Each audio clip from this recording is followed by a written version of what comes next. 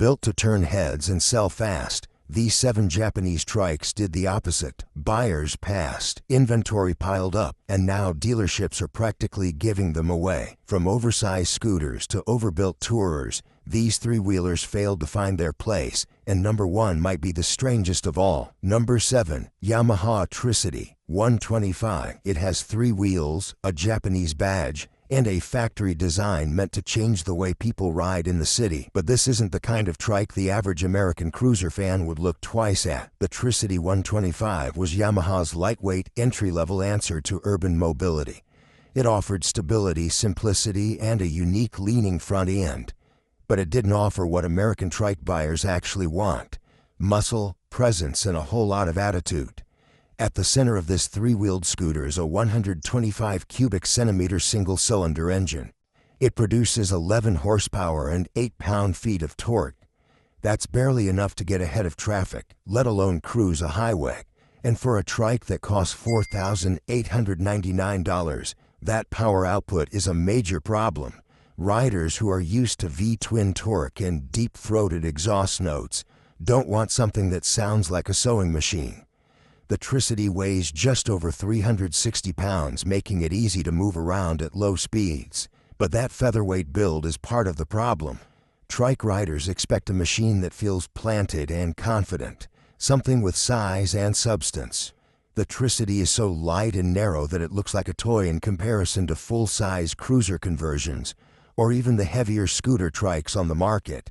It may be built to handle, but it wasn't built to impress. Yamaha's pitch was simple: more front-end grip, easier cornering, and greater safety thanks to the dual front-wheel system. The Tricity leans like a motorcycle, but with the added stability of 2 contact patches up front. It's smart engineering, but it's not what older riders are looking for. This is a machine built for someone's first commute, not someone's 3rd decade on the road. The ride position also feels out of place. You sit high, with a step-through floorboard and narrow handlebars, just like a traditional scooter. There's no tank between your knees, no wide bars to lean on, and no classic cruiser layout that makes a bike feel like a machine. For riders used to touring bikes or stretched-out cruisers, this setup feels awkward and small. It's practical, sure, but it doesn't have any soul. And then there's the design. The Tricity is wrapped in plastic fairings with a tall front end and modern scooter styling.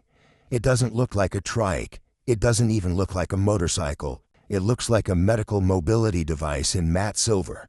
Riders who grew up around Harley-Davidson baggers, or even Japanese cruisers like the V-Star, are going to look at the Tricity and wonder who it was actually made for. And with a 125 cubic centimeter engine that can barely handle a freeway on-ramp, it's simply not enough bike to carry the weight of 3 wheels. Yamaha later released a 300 cubic centimeter version for Europe, but that didn't change anything here. The Tricity 125 might technically count as a trike, but it doesn't deliver anything the average American rider wants. It's underpowered, overpriced for what it is, and completely disconnected from the cruiser spirit. That might technically be a trike, but the next one tried to bring full-size power and still missed the mark. Number 6. Suzuki Burgman 650 Trike. Built for comfort, loaded with convenience, and aimed at older riders seeking stress-free mobility. This trike had the right ingredients, at least on paper. It borrowed the ease of a maxi scooter with smooth power delivery, automatic transmission, and generous storage. And by adding 2 rear wheels, it promised greater stability for those less confident on 2 wheels. But once the Burgman 650 made the leap to trike form, it lost the charm that made the original popular. Scooter fans thought it was too big. Cruiser fans thought it was too tame. And dealers, they just could not move them. At its heart sits a 638 cubic centimeter twin-cylinder engine. It puts out 55 horsepower and 44 pound-feet of torque. That power is delivered through a fully automatic, continuously variable transmission. No clutch, no shifting, just roll the throttle and go. For commuting or city cruising, that setup feels ideal. But once the trike conversion is added, the story changes fast. The additional weight and width make the ride feel sluggish and cumbersome, especially at low speeds. A typical Burgman tips the scales at 525 pounds, but with the Trike kit installed, often from a third-party company like Trinity or Towpack, that number climbs well past 700 pounds depending on the materials and axle design. That might not sound like much to a Goldwing rider, but for scooter buyers used to nimble handling, it feels enormous. The added weight slows down acceleration and dampens any sense of agility the Burgman had left. The once smooth ride becomes a stiff, awkward shuffle through corners. One of the main issues with this trike is who it's meant for. Scooter riders typically want something light, cheap, and easy to store. Cruiser riders, on the other hand, expect a certain level of noise, torque, and customization. The Burgman Trike gives you none of that. It's quiet, calm, and almost clinical in how it behaves on the road. There's no vibration, no bark, no rumble, just a soft whir as the transmission pulls through the gears. For riders used to a V-twin or even a single-cylinder cruiser, it feels sterile. Comfort features like the tall windscreen, large underseat storage compartment, and plush seat make the Burgman a great commuter. But when converted into a trike, it loses its biggest strength: maneuverability. Those wide rear axles, extra wheels, and rigid kits often eliminate the tilt function altogether. That means you're stuck with a flat three-point ride that doesn't lean or feel natural when turning. Add in the high center of gravity and suddenly, parking lots and tight U-turns become a challenge. The styling doesn't help its case either. The bodywork, originally designed to look sleek and aerodynamic, becomes clunky once the Trike hardware is added. The narrow front end clashes visually with the bulky rear, and many riders say the finished bike looks more like a mobility scooter than a real motorcycle. And because it's a converted model, not factory built, there are major variances in quality depending on who installed the kit. With a base price of $11,049 for the standard scooter, and a Trike conversion costing an additional $4,000 to $6,000, you're suddenly looking at a price tag close to $16,000. That puts it in direct competition with entry-level cruisers, used Harley-Davidson Sportsters, and even base touring bikes. Scooter comfort wasn't enough. The next one brought real engine muscle, yet still sat untouched. We dug through forums, dealer sheets, and resale data. So if this list saves you cash, hit like and subscribe and ride smarter. Number 5. Kawasaki Vulcan 1700 Voyager Trike.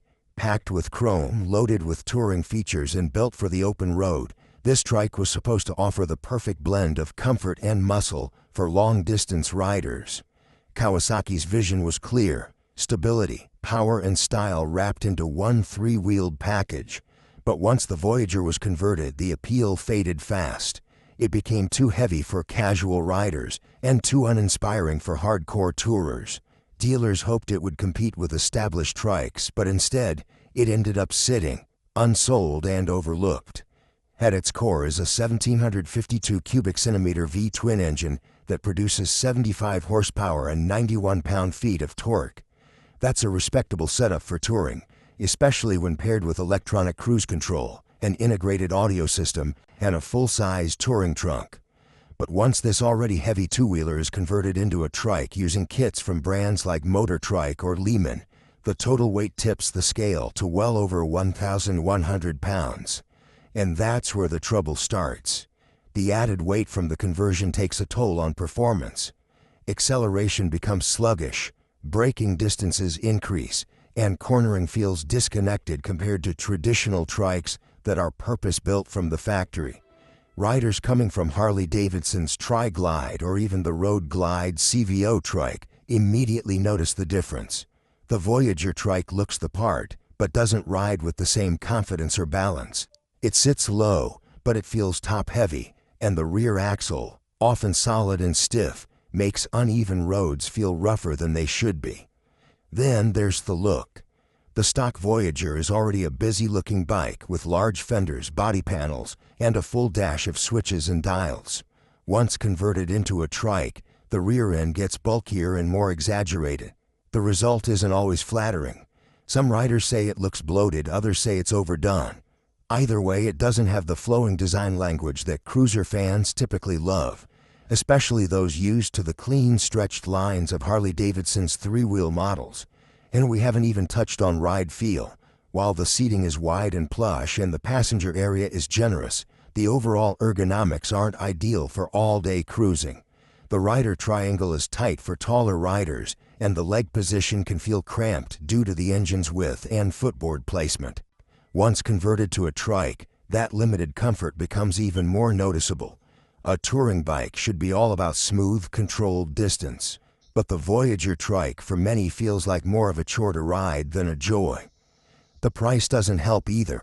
With a new Voyager motorcycle already priced around $18,000, adding a high-quality trike conversion kit and professional installation can easily push the total cost above $30,000. That puts it in direct competition with Harley-Davidson's factory-built Trikes, machines that come with built-in loyalty, better dealer support, and stronger resale value. And that's exactly why this trike is hard to sell. It's not that it's a bad machine, it's in the wrong lane. Cruiser buyers expect character, familiarity, and reputation. The Voyager trike may deliver power and comfort, but it lacks the soul that riders in this category crave. It had power and size, but couldn't win rider loyalty. The next trike, it came straight from the factory and still flopped. Number 4. Honda Goldwing Trike. It was meant to dominate the three-wheeled touring market. Massive, luxurious, and engineered to perfection. Built on a platform that symbolized long-distance comfort for decades, the Goldwing Trike checked every box. Top-tier features, legendary reliability, and unmatched ride quality. But once it gained that third wheel, things changed. The price skyrocketed, the handling lost its finesse, and the appeal narrowed. Despite its reputation, this trike became a showroom ghost. Too much machine for most riders, and too niche to move. At the core of the Goldwing Trike is an 1,832 cubic centimeter flat 6 engine. This powerhouse delivers 125 horsepower and 125 pound-feet of torque, giving it highway-crushing performance and smooth acceleration. The engine is paired with Honda's advanced electronics and a 5-speed overdrive transmission with reverse gear. On paper, it is exactly what long-haul riders want: effortless torque, quiet operation, and bulletproof reliability. But the trike conversion changes everything. Adding a third wheel through aftermarket kits like those from Lehman, Roadsmith, or California Sidecar transforms the handling, and not always for the better. The ride becomes wider, heavier, and more sluggish at low speeds. These trikes often tip the scales at close to 1,200 pounds, making them some of the heaviest motorcycles on the road. For casual riders or aging enthusiasts who thought they were buying confidence and stability, the reality is often a motorcycle that is hard to park, tricky to reverse, and too large to manage comfortably. The size also creates another issue: storage. While the Goldwing Trike does offer large saddlebags and a top trunk, the overall bulk of the vehicle makes garage space and trailering more complicated. It's not something you easily tuck away at the end of a Sunday ride. And if you're not going on cross-country trips regularly, the size and weight become more of a burden than a benefit. Then there's the cost. A brand new Goldwing starts around $24,000. Once you add a high-quality trike conversion kit, typically costing between $10,000 and $15,000, you're looking at a total price tag near $40,000. That price level puts it in the same league as some fully loaded touring cars. Even for seasoned riders with deep pockets, the cost-to-value ratio becomes hard to justify. And while Honda's reputation for quality is rock solid, not all trike kits are created equal. Installation quality varies depending on the dealer or builder, and replacement parts for the trike hardware can be expensive and hard to find. That leads to concerns about long-term maintenance, especially for older riders who expect ease of use and durability without hassle. Another factor that turns off potential buyers is image. While Goldwing riders are fiercely loyal, the trike version often draws comparisons to retirement mobility scooters. Unfair perhaps, but a perception that hurts sales nonetheless. Riders who want presence, sound, and that old-school attitude tend to lean toward Harley-Davidson's Tri-Glide or Freewheeler instead. The Goldwing Trike, despite its refinement, struggles to excite that same base. This was a luxury ride that checked almost every box: comfort, power, prestige, But in the end, it became a showroom burden. It was just too much machine for too few riders. But now let's talk about something factory-built and flat-out confusing. Number 3. Yamaha Tricity 300. This machine was supposed to be the future of urban mobility. A leaning three-wheeler designed to give riders the agility of a motorcycle with the added confidence of two front wheels. The Tricity 300 came with promises of safer cornering, easier balance, and stress-free commuting. Yamaha aimed it squarely at city riders who wanted something more stable than a traditional scooter, but less intimidating than a full-size motorcycle. On paper, it sounded like a smart solution. In showrooms, it turned into a very different story. Under the seat is a 292 cubic centimeter single-cylinder engine that delivers 28 horsepower and 21 pound-feet of torque. That's adequate for stop-and-go city riding, but not enough to make highway speeds feel confident. Riders looking for a daily commuter found themselves frustrated with the sluggish throttle response and lack of torque when pulling away from lights or navigating hilly terrain. It's also worth noting that the Tricity 300 weighs in at nearly 570 pounds fully fueled. That's heavy for a scooter, and many beginners found the weight unwieldy despite its low 31-inch seat height. The price also raised eyebrows. At $8,499, this trike costs significantly more than traditional scooters with similar engine sizes. Buyers shopping in that price range often gravitate toward larger motorcycles with more power or traditional trikes with touring capability. For a machine that still operates like a scooter in most situations, that price tag felt out of touch, especially in a market where value matters more than novelty. One of the main selling points of the Tricity 300 was Yamaha's leaning multi-wheel technology. The dual front wheels lean together in turns, giving the rider a sensation similar to cornering on a motorcycle. It's stable in wet conditions and during sudden stops, but many riders said it felt artificial. Rather than increasing rider confidence, the front-end complexity introduced new learning curves. Parking and maneuvering at low speeds became a chore due to the wide front stance. What was marketed as stability came across as excess bulk in real-world riding. The styling didn't help its case. The Tricity 300 has a futuristic look with a tall windscreen, large fairings, and twin front forks that dominate the front profile. Some appreciated the tech-heavy design, but most traditional scooter buyers preferred simpler, cleaner lines. Meanwhile, cruiser riders and motorcycle fans never gave it a second glance. It landed in a design dead zone. Too large and odd for scooter enthusiasts, and too tame for motorcycle loyalists. Comfort is decent, with an upright seating position and good wind protection. Storage space under the seat fits a full-face helmet and a few extras. Yamaha also included features like traction control, ABS brakes, and a parking brake to help with the added complexity of a three-wheeled design. But those additions came at the cost of more weight, more moving parts, and a higher price, pushing it even further from its intended buyers. The Tricity 300 was a bold step into a niche that may never have existed.